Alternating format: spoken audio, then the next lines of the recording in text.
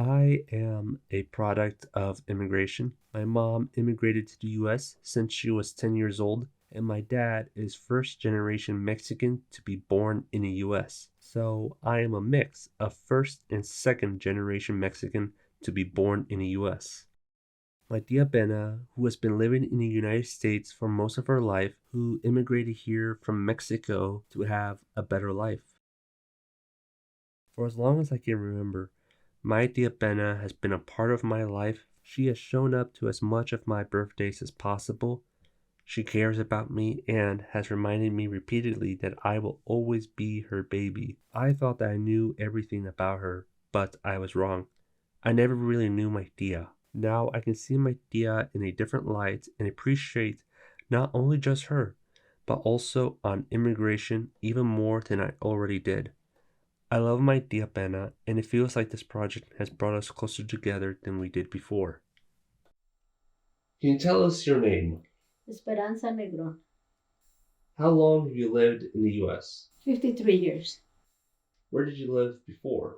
In Mexico, in a small town in Mexico, in the state of Zacatecas, and the small town is called Villanueva. Beautiful place. How long did you live there? I lived there till I think maybe like 15, till I was like 15. So my whole childhood, I lived there. And it was a beautiful life to be there, growing up there. Can you tell us what it was like living in Mexico? It was a beautiful life as I remember it. Because in Mexico, you live outside. You play outside, stay outside, run wild.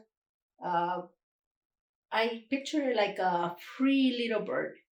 So you can go here and there and everywhere. And we only had to go inside the house to eat and to sleep. So you outside, even if you're doing chores, you're still doing all these things outside. And so you're free. You have a free life. And as far as I remember, it was a beautiful life. Do you remember what year the talk about immigrating to the US came about? That was in 1975. Did you come to this country legally or illegally? Illegally. My father decided to come to United States so he can give us a better life. We were very poor in Mexico and he wanted to give his children a better life than he had. And so that's why we migrated to United States. Can you describe the process you and your family went through to cross the border and what concerns you had during this process? Okay, well, the process is a long process because we left our little town and we were in a bus for like 3 days in order to get to the border. Once we get to the border, we were there for like 2 days. They pick us up and they crossing us over, and then we were like 2 or 3 days in a small little hotel in California, in Los Angeles, and then we took an airplane to Chicago. So it was a long process. It was a scary process because when you cross in the border, when we were crossing the border, there was like we were crossing a river or something, but it was like a lot of mud, really dark, and a lot of trees. And so you're going up and down this forest or whatever it was, and we had mud all the way up to our waist. Some of us lost our shoes. Uh, and then we had to, and then it was scary because then we had to hide from the immigration. And so there was these immigration trucks going back and forth with big old lights on, and you had to throw yourself on the floor so they don't see you, because if they see you, they catch you and they report you. And then there was helicopters flying above, going back and forth too, with a big lights showing down in the bottom. And we had to beat them and hide from them so they couldn't see us. All this while it's dark and you don't see where you're going, where you're stepping, or anything like that. So the process was very long and very scary. What was your first meal in the US? Oh wow, that's an interesting question. And my first meal in United States was a weird one. We were, like I said, we were in this hotel for like 2 or 3 days without any food or anything. And the only thing they could find was Chinese food. Mind you, I never knew there was different food than the food we ate. They looked like worms, like literally, like they were worms. And they wanted us to eat these things. And we were like, no. A little while later, they brought us McDonald's. Never heard of McDonald's, didn't know what it was, but here's McDonald's. And so there were sandwiches. I imagine maybe cheeseburgers or chicken sandwiches or something, but there were a lot of little sandwiches, and then they were a lot of fries, little boxes with potatoes inside, which are fries.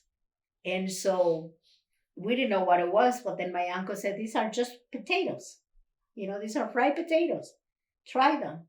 So, of course, we know potatoes. So, we tried the French fries and they were good. So, all we ate out of McDonald's were the French fries because there were potatoes and we were familiar with potatoes. So, there was my very first meal was McDonald's. What do you say was a struggle for you when you began living in the US? Not the language. I didn't speak any English. I didn't understand any English. When did you start speaking English? It wasn't until years later. My son started going to school and he started asking me to help him with homework, which was all in English. And I didn't know how to help him because I didn't know any English. Was speaking English hard or easy? It was really hard. How did you feel when you made English part of your life? Oh, I felt like I finally belonged somewhere. This is now really home. Now I can understand what they were saying. Now I can ask where to go if I needed to go somewhere. So I finally felt like I belong here. What kind of education did you pursue here in the US as an illegal? Well, as an illegal, I started working at a candy factory. As far as education, I first went to English as a second language called ESL. When I finished that and I knew how to read and write in English, then I went to get a diploma equivalent to high school diploma, but it's called GED. And that took me like 2 years. And then after that, I went to college for 2 years and got my associate's degree. And then after I finished my associate's degree, I went 2 years study of law to get my paralegal degree. And I got my paralegal degree. Why do you love America? I love America because America is the greatest nation in the world. And if you come here and you work hard and you put all your heart into it, you can accomplish anything. And I mean anything that you can think of, you can do it. And so that's why I love America like 200% because it's the greatest nation in the world. After everything you have told me and everyone who is watching, are you glad that you came to the United States? Yes, 150% glad that my parents brought us here. I am 150% grateful to be living in this beautiful country, to have the opportunity of a better life, not only for me, my son, a better life, my grandkids, a better life, my great grandkids that I will hope to have someday, and our whole family. So it's not just me.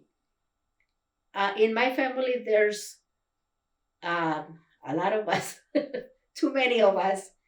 But listen, because two people decided to come here illegally and give their kids a better life. This family, only this family, and there's thousands of families like mine here in the United States. Just this family has contributed so much to United States, to this beautiful country.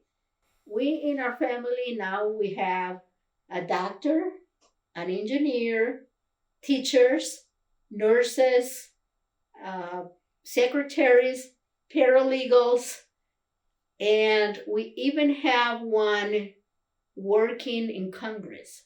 Okay. Thank you for everything, for this enlightening interview. You're welcome. Anytime. Let's keep this beautiful country run by immigrants, legal or illegal.